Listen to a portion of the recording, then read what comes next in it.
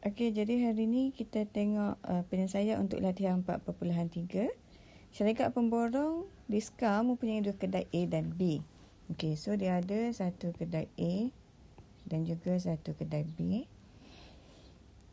Kedai A menggunakan kos yang lebih tinggi dalam promosi seluar jeans berbanding kedai B. So, pengurus periklan syarikat ingin melihat jika promosi yang dibuat kedai A mendatangkan beban dalam penjualan jeans bagi kedai tersebut. Sampel rawak 36, so N kita 36 untuk A. Mendapati min X bar adalah 170. Dijual setiap hari. Dan sampel rawak 36 juga dari kedai B mempunyai min jualan sebanyak 165. Anggapkan variance kedai A. So, bila variance, yang ini merupakan variance populasi. So, ingat bila variance populasi, ia adalah sigma ataupun sigma square. Okey, ingat variance populasi adalah sigma square. Sigma square 36 untuk A dan untuk B 25. Okey, apakah dapat disimpulkan jika ujian dibuat pada alfa 0.05? Jadi pertama sekali bila kita tengok ayat dakwaan, dia kata kita nak tengok adakah kedai A menggunakan kos yang lebih tinggi daripada kedai B. So kita nak tengok adakah mu bagi A is greater than mu B. So, kalau kita tengok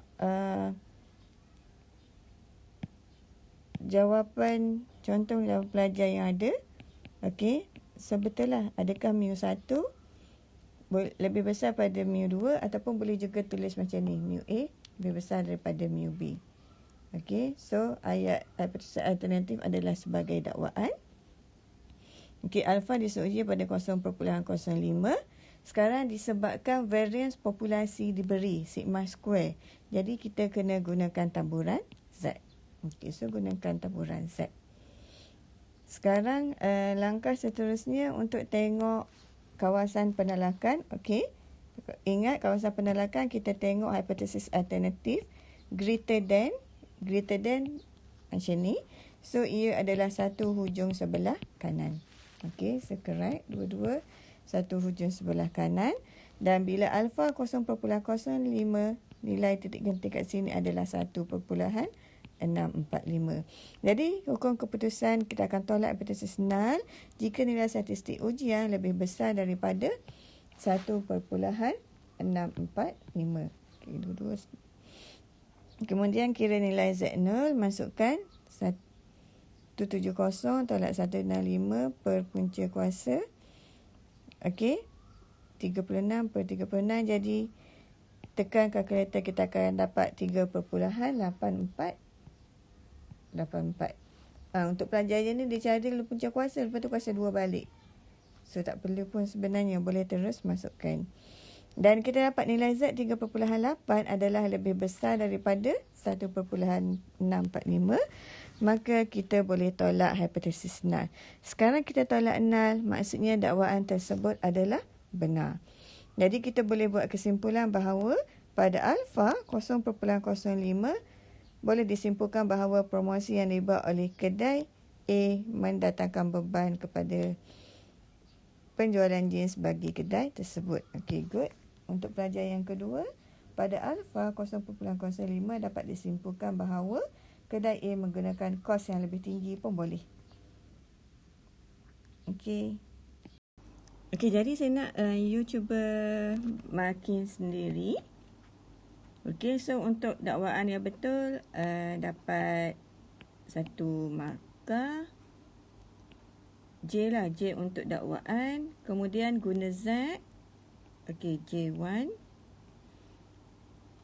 Maksudnya 1 markah untuk taburan. J1. Kemudian disebabkan lebih besar, so kita gunakan yang sebelah kanan. So right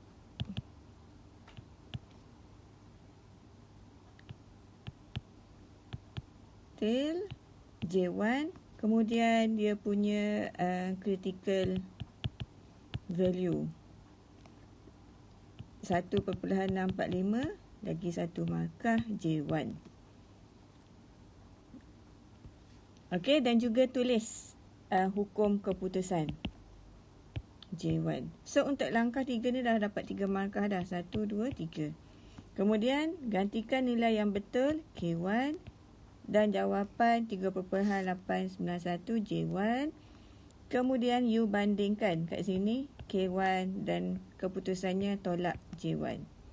Jadi kesimpulan yang betul akhir sekali another J1. So semua sekali untuk soalan ni akan dapat 1, 2, 3, 4, 5, 6, 7, 8, 9, 10. So 10 per 10 lah. Cek balik. Okay, yang awak dah submit. Yang belum submit, make sure cuba selesaikan dahulu. Okay, selesaikan. Tak tahu selesaikan, tengok video yang sudah letak pada minggu lepas. Okay, jadi dah dapat